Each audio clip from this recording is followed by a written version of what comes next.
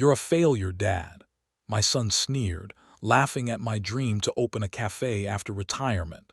3 months later, with my cafe thriving, he begged for a job. Humiliated, broke, desperate. I looked into his eyes, saw his betrayal, and said one word. "No, Ben's dream isn't just a cafe. It's a reckoning." Ben's voice cracked as he slammed the folder onto the kitchen table. Coffee sloshed from David's mug, spreading a dark stain across the carefully organized business documents. David stood frozen halfway through, removing his jacket, briefcase still clutched in his left hand. "Dad, what are you talking about? I want to open a cafe." The words tumbled out before Ben could second-guess us himself. "I know it sounds crazy at my age, but I've been planning this for months. Look at these numbers." Weathered fingers trembled slightly as Ben spread papers across the scratched linoleum table.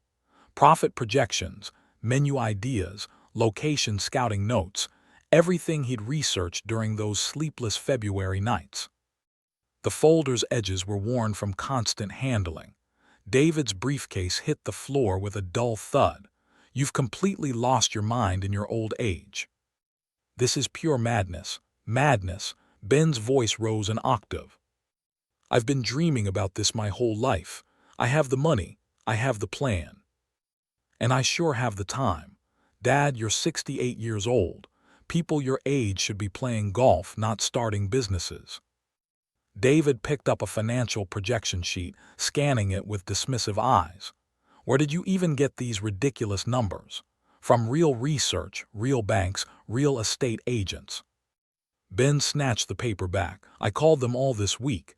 Everything checks out." The kitchen fell silent except for the refrigerator's persistent hum. David's face shifted from confusion to something harder, more calculating. He pulled out a chair and sat down heavily. "How much money are we talking about here?" "150,000 for the loan. I'll put down 30 from my savings." "Your savings?" David's voice dropped to a dangerous whisper. "Dad, that money needs to last you the rest of your life. What happens when this fantasy fails and you're broke?" Ben felt heat rise in his chest. "It won't fail. I've thought about every detail. Come on, let me show you the location." Against every instinct screaming in David's head, he found himself following his father to the old Buick. The drive to River Street took 12 minutes through familiar riverside neighborhoods. Neither man spoke as they passed the elementary school where David had played Little League, the corner market where Ben still bought his weekly groceries. The abandoned storefront sat between a laundromat and a tax preparation office. Paint peeled from its wooden facade like sunburned skin. Windows reflected nothing but their own uncertain faces staring back. "This is it," Ben announced, pulling keys from his pocket. "The realtor gave me these for the week." David followed his father through the narrow doorway. Inside, dust motes danced in afternoon light, streaming through cracked windows. The space smelled of disuse and broken dreams. "Perfect size for 30 tables," Ben said, his voice echoing off bare walls. "Kitchen space in the back, storage upstairs. I already talked to contractors about renovations." David walked the perimeter, noting water stains on the ceiling, outlets that probably hadn't been updated since the 1980s, flooring that would need complete replacement. Each step revealed another expensive problem. "Dad, this place is a disaster. You'd spend your entire loan just making it habitable. Every business starts somewhere." Ray Kroc didn't begin with a palace. Ray Kroc wasn't almost 70 when he started. David's patience finally snapped. "This isn't some romantic movie where the elderly dreamer succeeds against all odds. This is real life where restaurants fail every day, where people lose everything, chasing impossible dreams." Ben's hands clenched into fists.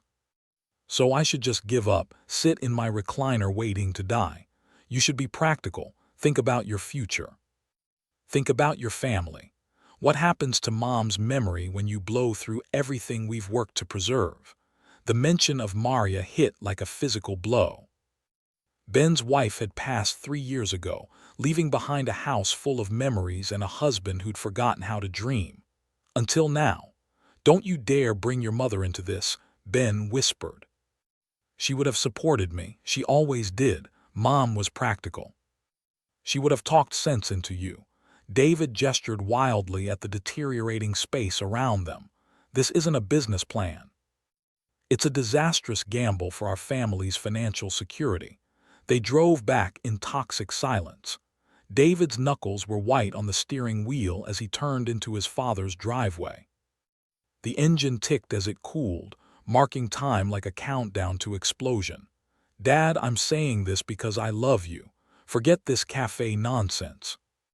Enjoy your retirement, travel, take up fishing. Do something appropriate for your age. Appropriate for my age.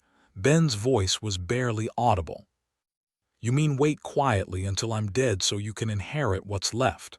That's not what I meant, and you know it, is it? Ben turned in his seat, studying his son's face. You're a failure. You'll never succeed. Don't you dare waste my entire inheritance on some stupid cafe. The words hung between them like a blade. David's mouth opened, then closed, his face flushed red, then pale. Get out of my house, Ben said quietly, and don't come back until you apologize. Dad, I get out. David sat for a moment longer, then opened the car door. He walked slowly to his own vehicle, never looking back. Ben watched from his kitchen window as tail lights disappeared into gathering February dusk. The business plan lay scattered across his table, coffee stained, but intact. Dreams, it seemed, were more resilient than family relationships. The sound of David's engine faded into the distance. Ben closed the door and turned the deadbolt with more force than necessary. His hand remained on the cool metal for several heartbeats. Listening to his own breathing in the sudden quiet, he gathered the scattered papers from the kitchen table, smoothing each coffee-stained page with careful fingers. Every number, every projection represented hours of research and planning. David's dismissal couldn't erase the work that had gone into this dream. The living room felt cavernous as Ben settled into his worn leather recliner. The chair had been Maria's choice 20 years ago, selected for its comfort during his long days at the factory. Now it cradled him like an old friend while he reached for the photo album stacked on the side table. Faded pictures told stories he'd almost forgotten. There he was at 25, wearing a white apron in the community college culinary program. Maria stood beside him, radiant and pregnant with David, her hand resting on her rounded belly. That was 1983, the year everything changed. He'd been 2 semesters away from graduating when Maria's morning sickness turned severe. The doctor bills piled up while her part-time job became impossible. Someone had to provide stability, and that someone was him. I'll go back to school later, he'd promised Maria as he took the factory job. After the baby comes, after we get settled, later never came. There were diapers to buy, a house to afford, college funds to start. Dreams of opening his own restaurant got packed away like seasonal decorations brought out occasionally, but never used. 43 years at the factory. 43 years of precision machinery and scheduled breaks and steady paychecks that built the life David now wanted to protect. Every sacrifice had been worth it, or so Ben had told himself. The album slipped from his fingers as sleep finally claimed him. He woke at 6:15 a.m. to birds chattering outside his bedroom window. February sunlight streamed through curtains Maria had sewn herself, casting familiar shadows across hardwood floors. Coffee percolated while Ben showered and dressed in clean jeans and his favorite flannel shirt. The morning routine felt different somehow, charged with possibility instead of mere habit. Today would be about action, not dreams deferred. He pulled the yellow pages from the kitchen drawer and spread them beside his cooling breakfast. Riverside Community Bank appeared first on his list, followed by 3 other local institutions. The Small Business Administration office downtown, 2 real estate companies that specialized in commercial properties, Good morning, Riverside Community Bank. This is Patricia speaking. Hello, Patricia. My name is Benjamin Ruiz. I'd like to schedule an appointment to discuss a business loan. Certainly, Mr. Ruiz. What type of business are you looking to start? A cafe, American comfort food with some Mexican influences. The words felt natural, confident. I have a complete business plan ready for review. Patricia's keyboard clicked softly in the background. I have an opening next Thursday morning at 9:30 with our commercial lending officer, Ms. Chen. Would that work for you? Perfect. Ben wrote the appointment in his calendar with steady handwriting. What documentation should I bring? The conversation lasted 15 minutes. Tax returns from the last 3 years, bank statements, credit reports, detailed financial projections. Ben took notes in the margins of his business plan, creating a checklist for success. The second call went to the Small Business Administration. A recorded message provided information about loan guarantees, startup assistance programs, and free counseling services. Ben wrote down 3 phone numbers and 2 website addresses. Real estate came next. The agent who'd given him keys to the River Street property answered on the first ring. Mr. Johnson, this is Benjamin Ruiz. We looked at the cafe space yesterday. Of course. Have you decided to move forward? I'm working on financing. Can you send me the complete property details and recent comparable sales in that area? I'll email everything this afternoon. The owner is motivated to sell, especially to someone with serious restaurant experience. Ben didn't correct the assumption about his experience. 43 years of factory work had taught him about deadlines, quality control, and customer satisfaction. Those skills would translate. By noon, his notebook contained a timeline stretching from February through August, loan approval by early March, property purchase by mid-March, renovations through June, staff hearing in July, grand opening in August. Each milestone had specific tasks and deadlines. The plan felt real now, substantial, not a retirement fantasy, but a legitimate business venture with measurable goals and realistic projections. David's words echoed in his memory, but they carried less sting in daylight. I'll show you, son, who the real failure is here, Ben murmured, closing the notebook. He walked to his bedroom and opened the closet Maria had organized so carefully. His best suit hung in protective plastic, navy blue with barely visible pinstripes. It had been purchased for David's college graduation and worn to Maria's funeral. Now it would serve a happier purpose. The suit fit better than expected. 3 years of grief had stolen 15 pounds from his frame, but proper tailoring still showed beneath the looser cut. He adjusted the tie in the bathroom mirror, practicing the confident smile he'd wear to the bank. Before Ruiz, entrepreneur, he said to his reflection. The title felt foreign, but not impossible. Thursday morning couldn't come fast enough, but first he had 3 more days of preparation. 3 more days to ensure nothing could derail his late-blooming dream. David's absence felt like freedom instead of abandonment. The afternoon sun slanted through kitchen windows as Ben returned to his business plan. Every page needed review. Every number double-checked. Success would require perfection, and perfection demanded time he finally had to give. Dreams deferred, he'd learned, weren't necessarily dreams denied. Sometimes they were just dreams waiting for the right moment to bloom. 5 days of preparation had led to this moment. Ben adjusted his tie one final time before walking into Riverside Community Bank. The lobby smelled of fresh flowers and ambition, its marble floors polished to mirror brightness. He carried his father's old leather briefcase, now filled with documents that could change everything. Mr. Ruiz, a woman in her mid-40s, approached with an extended hand. I'm Patricia Chen, commercial lending officer. Thank you for coming in, Ms. Chen's office reflected professional success without ostentation. Diplomas from UC Riverside and certificates from banking associations lined one wall. Her desk held a computer, neat stacks of papers, and a coffee mug declaring world's best mom. "Please have a seat." Ms. Chen gestured toward a comfortable chair across from her desk. "I understand you're interested in starting a cafe." "That's correct." Ben opened his briefcase with steady hands. "I've prepared a comprehensive business plan for your review." The next 30 minutes passed in careful presentation.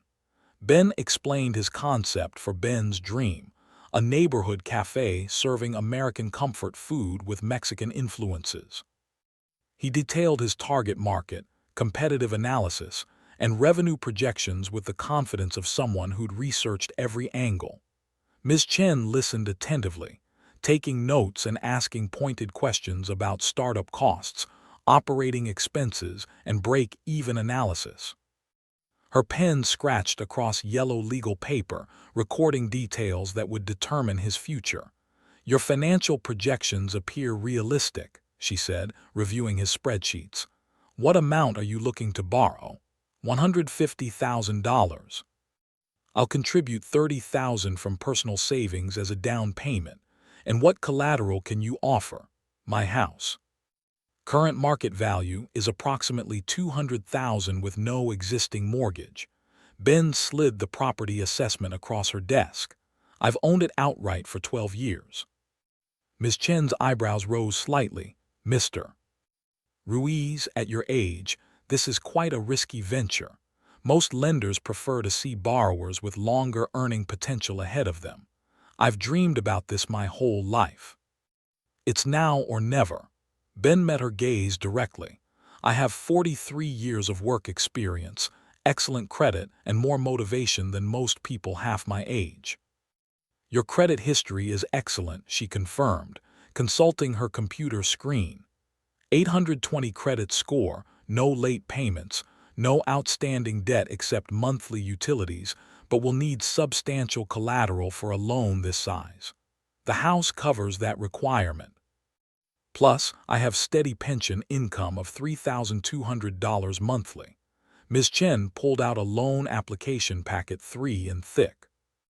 "If you're serious about proceeding, we'll need these forms completed along with tax returns from the last 3 years, bank statements from all accounts, and proof of pension income." Ben reached into his briefcase and withdrew a manila folder. "Everything's right here. I brought extra copies." For the next hour, they reviewed each document methodically. Tax returns showing modest but consistent income. Bank statements revealing a man who lived below his means and saved religiously. Pension verification from his 43 years at the factory.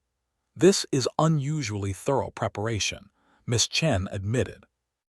"Most applicants require multiple meetings to gather this documentation. I believe in being prepared." Ben signed his name on the preliminary application with a steady hand. "When can I expect a decision?" "Assuming the property appraisal confirms your stated value, we should have an answer within 10 to 14 business days. The loan committee meets every Tuesday morning." Ms. Chen walked him to the lobby, shaking hands with genuine warmth. "Mr. Ruiz, I'll be honest. This application will receive serious consideration. Your financial stability and preparation are impressive." Outside in the parking lot, Ben sat in his Buick for several minutes, letting the reality sink in. The preliminary approval letter felt substantial in his hands, even though final approval remained weeks away. But Ms. Chen's encouragement had been real, not polite dismissal. He pulled out his cell phone and dialed the real estate agent's number. "Mr. Johnson, this is Benjamin Ruiz. I just left the bank with preliminary loan approval. Can we schedule another viewing of the River Street property this afternoon?" "Absolutely." "How does 300 sound?" "Perfect." "And Mr. Johnson, I'm ready to make an offer." Ben started the engine and pulled out of the bank parking lot. In his rear view mirror, he could see Ms. Chen's office window on the second floor. She was probably already entering his information into the system, beginning the process that would transform his dream into reality. The radio played soft jazz as he drove through downtown Riverside toward home. Every building, every street corner looked different now, like a neighborhood where he might soon belong as a business owner instead of just a retiree. At the next red light, he reached for his phone again. David's number sat in his contacts list, unchanged since their argument 5 days ago. His finger hovered over the call button. Not yet. First the loan approval, then the property purchase, then the renovations. David would see the results before hearing more words. Actions spoke louder than apologies or explanations. The light turned green, and Ben drove toward his future with the windows down and hope riding shotgun. Dreams, he was learning, had their own timeline, and his was just beginning to tick. 8 days had passed since the bank meeting. The loan approval letter felt warm in Ben's pocket as he stood before the weathered storefront that would soon be his. Linda Martinez, the real estate agent, checked her watch and smiled professionally. "Right on time, Mr. Ruiz." "Shall we make this official?" Ben nodded, adjusting his gray suit jacket. This moment had consumed his thoughts for over a week. But standing here now, keys about to change hands. Reality felt surreal. "This building has real potential," Linda said, unlocking the front door. The previous owner ran an antique shop here for 15 years. Good bones, solid foundation. Sunlight streamed through dirty windows, illuminating dust particles that danced like celebrations in the still air. Ben walked the perimeter again, seeing past the current disrepair to the vision he'd nurtured for months. Electrical was updated in 2018, Linda continued, opening circuit panels to show modern wiring. Plumbing works fine, though you'll want commercial-grade fixtures for restaurant use. The upstairs storage area adds significant value.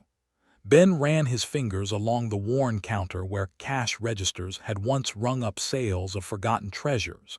Soon this space would serve coffee and comfort food to neighbors who'd become his customers. "I see opportunity here, not ruins," he said, more to himself than to Linda. She spread closing documents across a makeshift table they'd set up near the front window.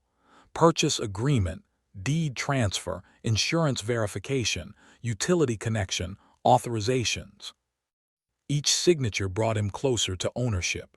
"Final purchase price is $89,000, Linda confirmed, reviewing the paperwork one last time.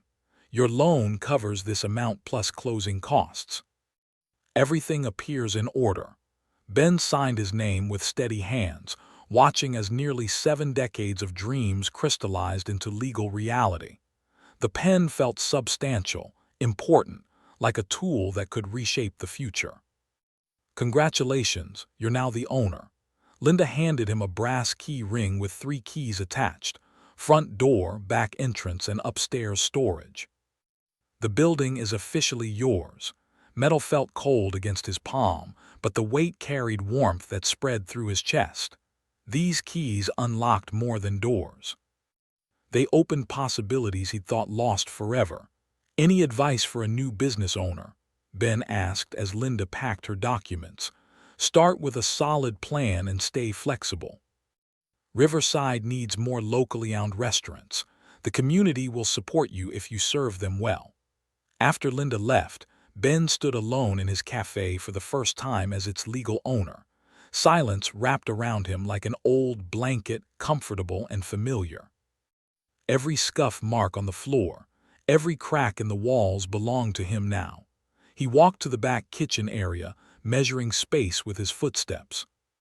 Commercial refrigerator there, grill against that wall, prep stations running parallel to the windows. The mental blueprint he'd carried for months finally had a physical address. His phone buzzed with a text from the bank confirming the transaction. Account balance reflected the loan disbursement, making everything official in digital reality, as well as legal documents. Outside, traffic hummed along River Street as afternoon shoppers moved between businesses. Soon they'd smell coffee brewing and fresh food cooking from his establishment. The thought sent electricity through his tired bones. Dust moays continued their eternal dance in window light, but now they performed in Ben's space under his ownership within his dream made manifest. Tomorrow would bring contractors, permits, and the thousand details required to transform potential into profit. But today, this moment belonged to quiet satisfaction and the solid feel of keys in his weathered hand. Keys clinked, dreams crystallized, his place. 5 days of solitary work had established a routine. Ben arrived each morning with coffee and cleaning supplies lost in the rhythm of reclaiming his space. Measuring tape stretched across the floor marked future table arrangements, while dust cloths revealed original wood grain beneath years of neglect. He was kneeling beside the front window, scraping old paint from the frame, when familiar footsteps approached on the sidewalk outside. Ben looked up through street glass to see David's silhouette, shoulders rigid with anger even from a distance. The front door banged open without ceremony. "Dad, you've lost your mind. Cancel this deal." David stood in the doorway wearing his business suit like armor, briefcase clutched in white knuckles. His face carried the same fury from their February argument, but amplified by betrayal and disbelief. "Hello, son." Gooford rose slowly, joints protesting after hours on concrete floors. "I wasn't expecting you. I saw the bank statements on your kitchen counter. $89,000. You actually bought this disaster." Cleaning supplies scattered as David kicked a bucket across the floor. Soapy water spread in dark patterns across concrete, reflecting overhead lights like broken promises. "This is my choice, son. You won't stop me. Your choice." David's voice cracked with disbelief. "You've mortgaged your entire future on some fantasy. What happens when this fails? Where will you live when the bank takes the house?" Ben set down his scraper and faced his son directly. 5 days of productive work had strengthened his resolve, not weakened it. Every cleaned surface, every measured space proved the dream's validity. "I'm not failing. Look around. Real progress, real plans. This cafe will succeed. Success." David gestured wildly at peeling paint and broken fixtures. "You're 68 years old trying to compete with established restaurants. You have no experience running the business. I have 43 years of work experience and more determination than most people half my age. Determination doesn't pay rent when customers don't come. Determination doesn't cover insurance when someone gets food poisoning." The harsh words echoed off bare walls, carrying weight that made both men pause. David's breathing was rapid, almost panicked, while Ben remained steady despite the verbal assault. "You're scared," Ben said quietly. "Scared I might actually succeed without your permission. I'm scared you'll destroy everything Mom and you built together. This house, your savings, your security, all wasted on childish dreams. Don't bring your mother into this again." Ben's voice dropped to a dangerous whisper. "Maria would have supported my happiness, not tried to control it." David pulled out his phone and began dialing. "I'm calling Dr. Rodriguez. Maybe he can talk sense into you about age-appropriate behavior. Put that phone away. Someone needs to intervene before you ruin everything." Ben crossed the space between them in 3 quick steps, snatching the phone from David's hand. His son's eyes widened with surprise at the sudden movement. "This conversation is over." "Leave my property, your property." David laughed bitterly. "This condemned building that's going to bankrupt you. My property that's going to prove every doubt you've ever had about me wrong." They stared at each other across a gulf that seemed to widen with each exchanged word. David straightened his tie and picked up his briefcase with exaggerated dignity. "You'll see what happens to your crazy plan. When this fantasy collapses, don't expect me to bail you out." "I wouldn't dream of asking." David walked to the door, then turned back for one final shot. "Mom would be ashamed of what you've become." The words hit like physical blows, but Ben didn't flinch. "Your mother would be proud. I finally found the courage to chase my dreams instead of just surviving. Car doors slammed outside. Engine noise faded into afternoon traffic. Ben stood alone again, surrounded by cleaning supplies and the echo of harsh words that couldn't diminish the solid reality of ownership. He picked up the scattered bucket and resumed scraping paint from window frames. Work, he'd learned, was the best antidote to family disappointment. Tomorrow would bring contractors and permits. Success would be his best argument. The next morning, Ben arrived at the cafe before sunrise, David's threats echoing in his ears like a challenge he was determined to meet. City Hall opened at 8, and he planned to be first in line for permits that would transform his dream into legal reality. March 6th marked the beginning of controlled chaos. Permit applications spread across his kitchen table at home each evening, while construction dust coated his clothes each day. Progress became measurable in completed forms and cleared inspection checkpoints. Next window, please. The clerk at City Hall had processed dozens of applications this week, but none with Ben's methodical preparation. Every form was completed in careful handwriting, every supporting document organized in labeled folders. Food service license, business operation permit, health department approval. Ben handed over the packet he'd assembled over 3 research-heavy days, fire safety certification, and signage permits. 2 weeks of bureaucratic navigation yielded a manila envelope thick with approved documentation. Each stamp and signature brought opening day closer to reality, while proving to skeptics that preparation mattered more than age. Contractors arrived the following Monday. Frank Rodriguez had renovated 12 restaurants in Riverside over 20 years, and his crew understood the specific requirements of commercial kitchens. Electrical needs, upgrading for your equipment load, Frank explained, reviewing Ben's layout plans. Commercial refrigeration, gas lines for the grill, proper ventilation for health codes. Everything must be perfect. This is my dream. We'll make it perfect, Mr. Ruiz. Timeline looks realistic for your August opening. Daily supervision became Ben's new routine. He arrived each morning to unlock doors for work crews, then monitored progress with the attention to detail that 43 years in manufacturing had ingrained. Quality control mattered whether building machinery or building dreams. The space transformed gradually. New electrical panels supported commercial equipment, while updated plumbing handled multiple sink stations. Fresh paint and warm colors, deep reds and golden yellows, replaced decades of fading neutrals. Looking for work. A woman approached during the 3rd week while Ben swept construction debris from the newly installed flooring. She was mid-30s, professionally dressed but with worry lines around her eyes. Actually, I'm hearing Ana Gonzalez. She extended her hand. I heard you're opening a restaurant. Buford Ruiz, tell me about your experience. Ana's 8 years in food service showed in how she discussed menu timing, customer flow, and inventory management. More importantly, her motivation was crystal clear. I need this job. I have children to support. No pleading, just honest necessity, stated with dignity. When can you start training?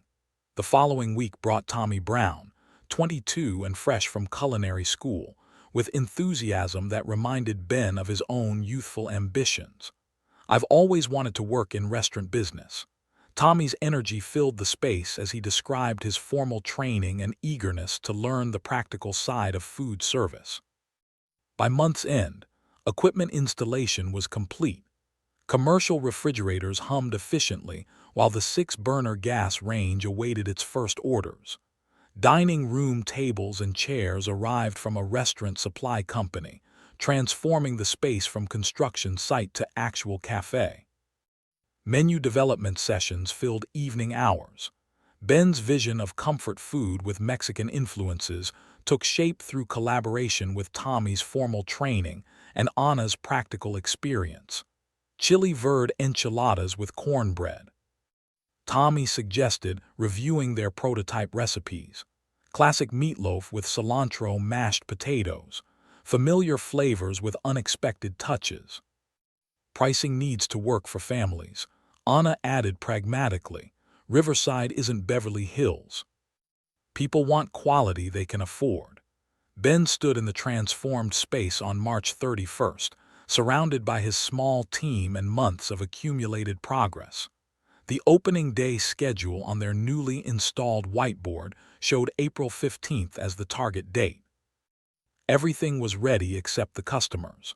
Opening day arrived with the same spring sunshine that had blessed every preparation day before it. By 7:00 a.m., Bifford's Dream stood ready for its first customers. Fresh flowers bloomed in window boxes, while the aroma of Tommy's experimental breakfast pastries drifted through spotless dining rooms. I checked the coffee machine for the 20th time that morning. Every detail had to be perfect. The gleaming counter surfaces, properly aligned salt shakers, menus positioned at precise angles on each table. Anna arrived wearing her new uniform, face bright with professional excitement despite the underlying worry I recognized in her eyes. "Everything looks incredible, Mr. Ruiz." She tied her apron with practiced efficiency. "First days are always challenging, but we're ready." Tommy emerged from the kitchen carrying a tray of sample breakfast items, his enthusiasm infectious even at this early hour. Steam rose from fresh biscuits and perfectly scrambled eggs, while bacon strips lay in neat rows like soldiers prepared for battle. "Tomorrow will be different, you'll see," he announced, though I hadn't expressed any doubts aloud. His culinary school optimism remained undaunted by the reality of empty tables stretching before us. By 8:00, the morning rush I'd anticipated became the morning wait. Anna wiped counters that didn't need cleaning while Tommy rearranged food displays that were already perfect. I stood at the front window watching pedestrians pass without even glancing at our carefully designed signage. "Maybe they don't know we're open yet," Anna suggested, but her voice carried less conviction than her words. 9:00 brought the same traffic patterns. People hurrying to work with their own coffee cups. Students heading to campus with backpacks full of everything except hunger for our food. The cash register remained silent as a tomb. Tommy kept cooking, determined to have fresh options available when customers finally arrived. Pancakes, omelets, hash browns, a full breakfast spread that would feed 30 people. The smell alone should have drawn crowds, but River Street remained indifferent to our efforts. "The lunch crowd will be different," I told myself, checking the wall clock for the 100th time. "Business people need convenient meals. Families want affordable options." Anna nodded supportively, but I caught her glancing toward the empty tip jar with increasing frequency. She had children depending on this job, bills that wouldn't wait for customer discovery of our existence. 11:00 arrived with lunch preparations, but no lunch customers. Tommy had prepared enough food for a busy restaurant, but we served exactly 0 meals. The pristine dining room mocked our preparations with its perfect emptiness. Maybe David was right after all. The words escaped before I could stop them. "Don't say that," Anna replied firmly. "Every new business takes time to build clientele." Rome wasn't built in a day. But Rome's builders probably had customers, I thought bitterly. They probably didn't invest their life savings in dreams that nobody wanted to share. 2:00 brought the afternoon shift, or would have if we needed one. Instead, we three stood in our beautiful empty cafe like actors performing for an audience that never bought tickets. The coffee grew cold in its cars while lunch specials dried under heat lamps. "Should we close early?" Tommy asked quietly, his morning enthusiasm finally dimmed by reality. "No." The word came out harsher than intended. "We stay open until 6 as planned." Professional businesses maintain consistent hours, but professionalism felt hollow when profit was non-existent and purpose seemed misguided. Every dollar spent on ingredients. Every hour of preparation time, every dream invested in this venture appeared wasted on a community that had no interest in Ben's dream. 6:00 arrived like a death sentence. I locked the front door while Anna and Tommy cleaned equipment that had barely been used. The day's receipts totaled exactly $0 and zero. Same time tomorrow, Anna asked, though uncertainty colored her professional demeanor. Same time tomorrow, I confirmed, hoping my voice carried more confidence than I felt. Standing outside my cafe, looking back through windows at empty tables and unused chairs, I wondered if David's harsh predictions were about to prove prophetic. Perhaps dreams deferred really were dreams denied. The keys felt heavier in my hand than they had on purchase day. The next morning arrived with the same sunshine, but Ben's enthusiasm had dimmed to dutiful determination. I unlocked the cafe doors with less fanfare and more resignation than yesterday's grand opening ceremony. Anna arrived precisely on time, despite yesterday's discouraging results. Her loyalty meant everything, especially when my own confidence was shaken. Tommy bounded through the back entrance with renewed energy, convinced that yesterday was merely unfortunate timing.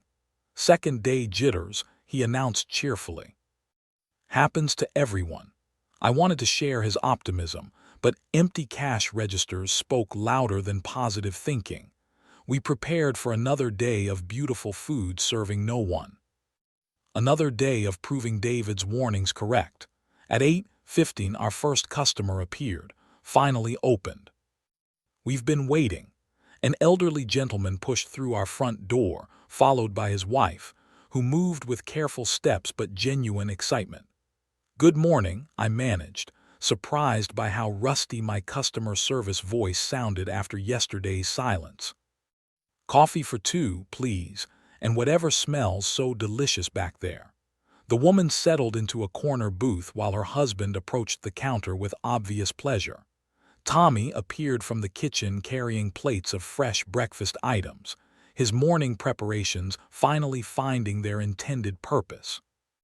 Anna poured coffee with steady hands, professional demeanor restored by actual customers to serve. Before I could process this development, more people entered. A young mother with two small children. Three business people discussing contracts over shared newspapers. A college student claiming the window seat with her laptop and textbooks. Excuse me. I answered the ringing phone while Anna handled orders, and Tommy managed increasing kitchen demands. Ben's dream. How can I help you? Oh, I'm so sorry. I mixed up the dates in the advertising. Sarah Johnson, our marketing coordinator, sounded mortified. I accidentally printed May 24th instead of May 23rd in all the promotional materials. Yesterday was supposed to be your soft opening, but everyone thought today was the real launch. Relief flooded through me like summer rain. Nothing was wrong with our concept, our food, or our location. A simple printing error had cost us opening day customers, but hadn't damaged our fundamental business model. Thank you for calling, I said, watching Anna skillfully manage 3 tables while Tommy sent out plates of steaming food. We're handling the situation. By 10:00, every table was occupied. Conversations filled our dining room with the sounds I'd imagined for months. Satisfied customers discussing our menu, families sharing meals, business people planning their days over our coffee. Order up, Tommy called from the kitchen, his formal training finally meeting real-world demand. Plates moved from preparation to service with increasing efficiency, while our cash register recorded transaction after transaction. Anna moved between tables with practiced grace, refilling coffee cups and clearing plates, while customers complimented both food quality and service. Tips accumulated in her jar like validation of everything we'd worked to create. Best Eggs Benedict in Riverside, one customer announced to his dining companion. This place is going to be popular. Popular felt like an understatement. By noon, we had a waiting list. Customers stood outside our door, willing to wait for tables in a restaurant that yesterday couldn't attract a single patron. "We need more staff," Anna whispered during a brief lull between orders. "We need more everything," I replied, watching Tommy manage 6 different breakfast orders simultaneously while maintaining quality and presentation standards. The lunch rush merged with extended breakfast service until afternoon, brought steady streams of new customers. Students discovered our student-friendly prices, while retirees appreciated our comfortable atmosphere and generous portions. At closing time, I counted receipts with hands that trembled from exhaustion rather than anxiety. Our first real day had generated enough revenue to cover operating costs, plus a modest profit.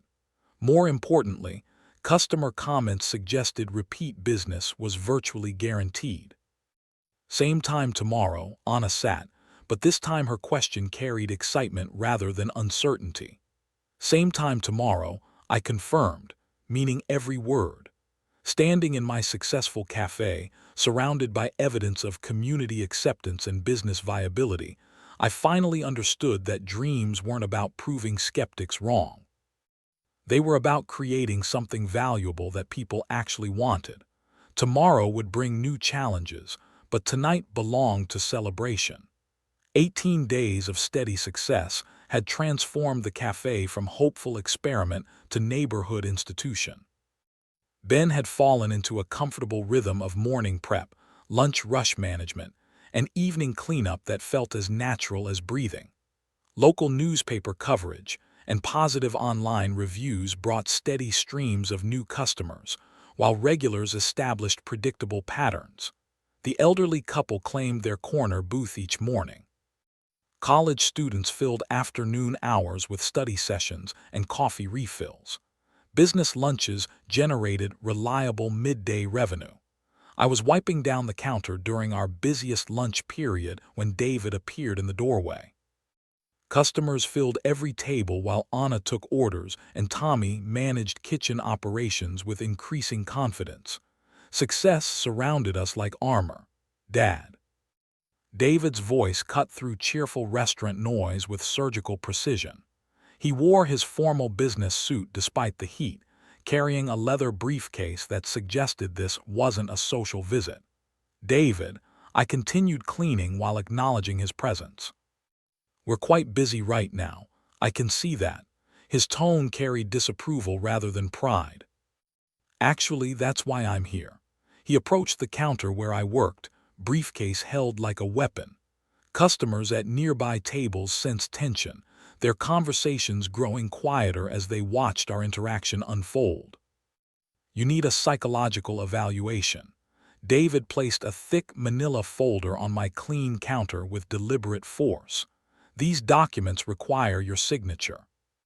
Inside the folder, official letterhead proclaimed legal intentions in formal language, competency assessment forms, financial decision-making evaluations, medical examination requirements, papers that question my mental capacity to manage my own affairs. What is this? But I already knew, already felt the ground shifting beneath feet that had found solid footing in this successful business. Protection for the family estate. You've demonstrated poor judgment in financial matters, and these assessments will provide legal foundation for intervention. Customer conversations stopped entirely now. Anna paused mid-order while Tommy appeared in the kitchen doorway, drawn by unfamiliar tension in our normally comfortable space. "You want to take everything away from me." The words came out louder than intended, carrying across dining rooms filled with witnesses to our family warfare. "I want to prevent further financial irresponsibility. This restaurant proves you're incapable of rational decision-making. This restaurant proves I'm more capable than you ever believed." David gestured dismissively at customers and staff at evidence of success that contradicted every prediction he'd made about inevitable failure. Temporary luck doesn't erase fundamental incompetence. When this venture collapses, and it will, you'll have nothing left to protect you.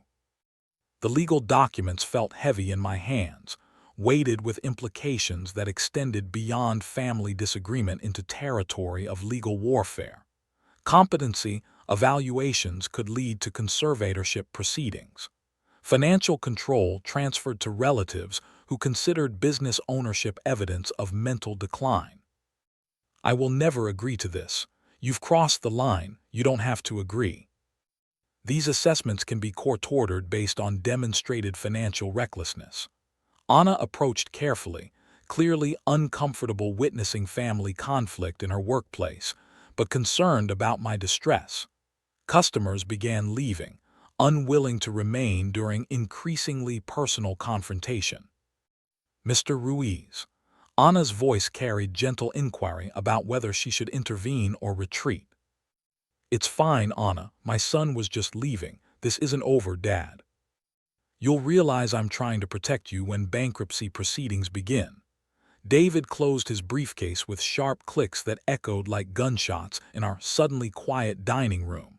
He walked toward the door while customers and staff watched with uncomfortable fascination. Your mother would be ashamed of what you've become, I called after him, using words designed to wound. Mom would have stopped this madness before it started, he replied without turning around. The door closed behind him with finality that felt like declaration of war. Legal documents spread across my counter while customers resumed conversations in subdued tones. Anna began cleaning abandoned tables while Tommy retreated to kitchen safety. Standing behind my successful restaurant's counter, surrounded by proof of business competence and community value, I felt the weight of legal threats that could destroy everything I'd built. Success apparently made me a more dangerous target than failure ever had. Documents slapped down, customers stared. Dreams threatened. The legal papers David left behind became kindling for Ben's determination. Within days of the confrontation, 3 new investors approached him about expansion opportunities they'd heard discussed at Chamber of Commerce meetings. Downtown Riverside offered prime real estate that had intimidated me 6 months earlier. Now armed with proven success and solid financial projections, I negotiated a lease on a corner location with triple the foot traffic of River Street. The space costs more, but corporate lunch crowds would justify premium pricing. How did you achieve such remarkable success? Jennifer Walsh from the Riverside Business Journal leaned forward with her recorder, genuinely interested in my unexpected story. The secret lies in dreams paired with determination, I replied, surprised by how natural these interviews had become. Age doesn't diminish vision, it refinizes it. Anna had earned promotion to assistant manager, coordinating between both locations, while Tommy developed our catering menu for local offices. 6 new employees brought energy and skills that transformed our operation from family restaurant to legitimate business empire. The downtown opening attracted city council members, local celebrities, and business leaders who 6 months earlier wouldn't have known my name. Ribbon-cutting ceremonies felt surreal for someone who'd once been dismissed as an incompetent dreamer. You've inspired all of us to believe in possibilities, Anna said during our staff meeting, reviewing financial reports that showed monthly revenue growth of 40%. Seeing you succeed gives everyone hope. Media attention brought recognition beyond Riverside Senior Entrepreneur of the Year, nominations, speaking invitations at local colleges, requests to mentor other aspiring business owners over 60. My story became proof that retirement could mean beginning rather than ending. The original location maintained its neighborhood charm, while downtown catered to professional crowds seeking quality meals during busy work days.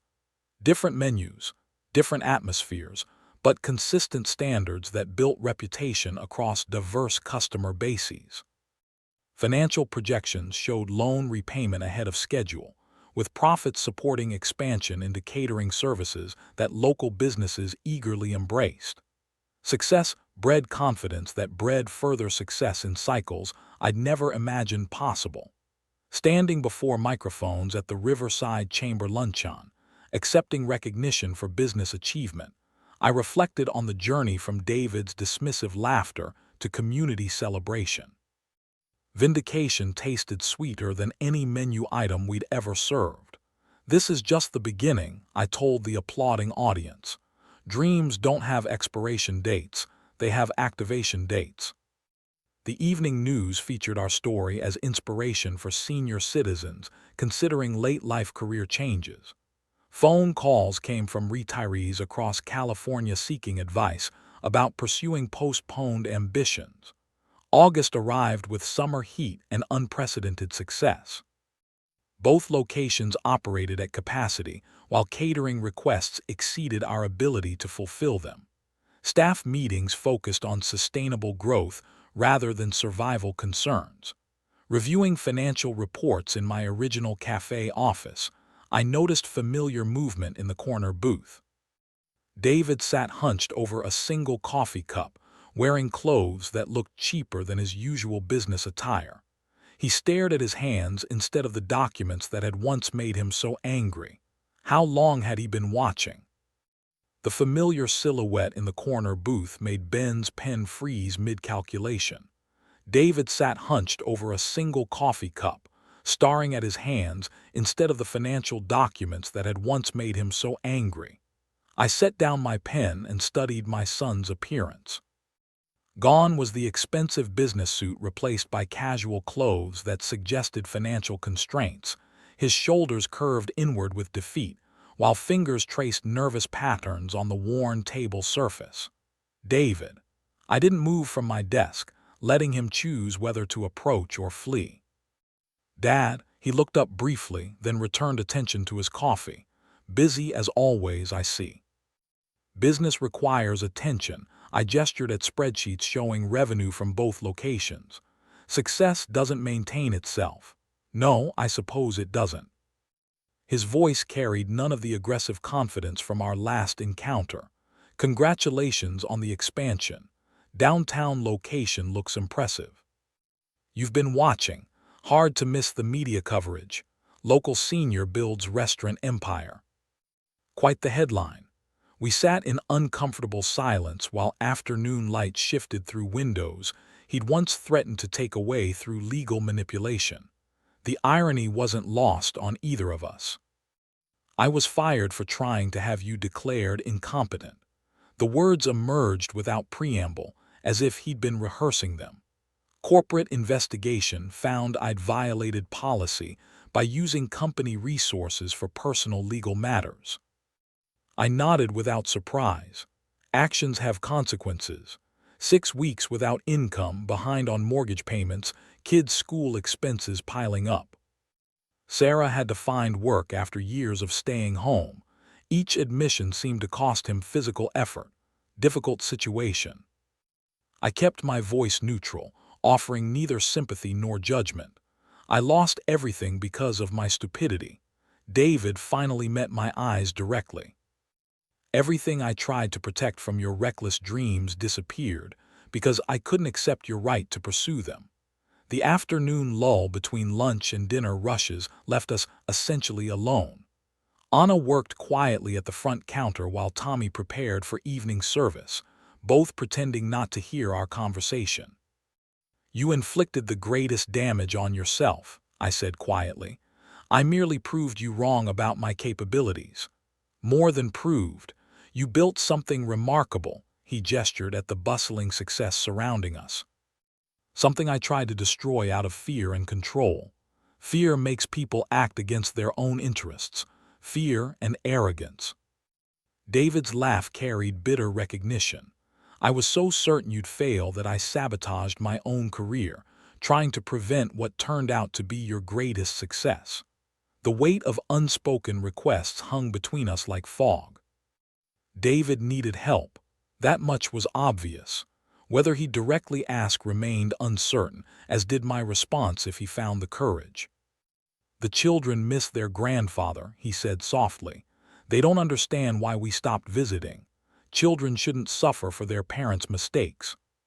No, they shouldn't. David stood slowly, coffee barely touched. I should let you get back to your work. He walked toward the door with obvious reluctance, pausing at the threshold to look back. Questions hung in his eyes.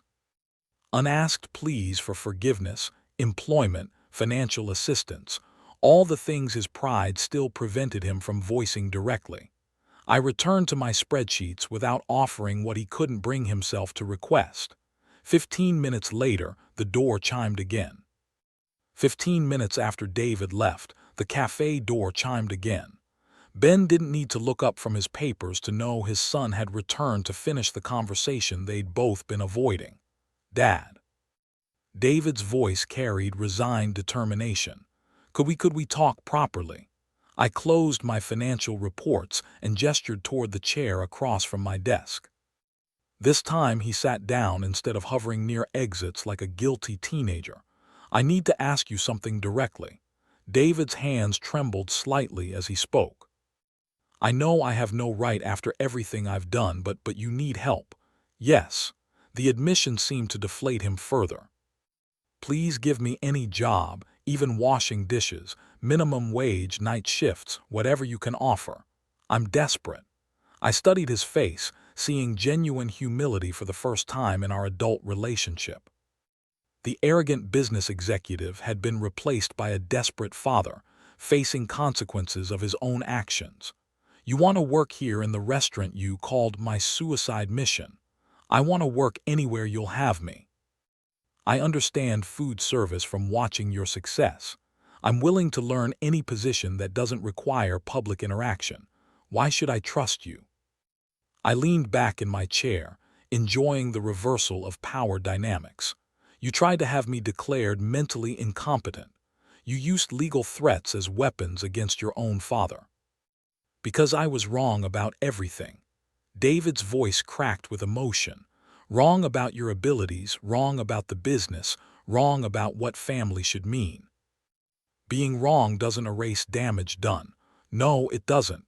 He stared at his hands again. "But I'm hoping mercy might." The afternoon shadows lengthened while I considered his request. Around us, the cafe hummed with quiet efficiency. Clean dishes stacked properly, fresh coffee brewing, tomorrow's prep work beginning. All evidence of competence he'd once questioned. "I cannot forget all the damage you caused me." My voice remained steady. "Final, the legal threats, the public humiliation, the attempts to steal my independence and dignity." "Dad, please." "You called me a failure who would never succeed. You threatened everything I'd worked to build." I stood, walking to the window, overlooking the success he'd tried to prevent. "Now you know what it means to be called a failure." David's shoulders sagged with understanding. "You're saying no." "I'm saying justice has been served." I turned back to face him. "You destroyed your own career trying to destroy mine. You lost your financial security attacking mine. The consequences you're experiencing are entirely of your own making. What about forgiveness? What about family? Family loyalty works both ways. You showed me none when I needed your support, so I'll show you none now that you need mine." David stood slowly, accepting what we both knew was a permanent answer. No appeals, no future reconsiderations, no hope for reconciliation through employment or financial assistance. "I understand." His voice was hollow but dignified. "I brought this on myself." "Yes, you did." He walked toward the door for the final time, pausing only to look back at the thriving business that represented everything he'd once scorned and now desperately needed access to. "For what it's worth, I'm genuinely proud of what you've accomplished. It's worth very little coming this late." David nodded and pushed through the door into the August evening. I watched through the window as he walked to his car, a cheaper model than his previous luxury vehicle, another consequence of choices that had backfired spectacularly. Standing alone in my successful cafe, surrounded by the tangible proof of dreams achieved despite family opposition, I felt the deep satisfaction of justice delivered through consequences rather than revenge. Some wounds to family trust cannot be healed by apologies or desperation. The greatest failures are often those we inflict upon ourselves through pride and disrespect for others' dreams. Request made, answer given, justice served.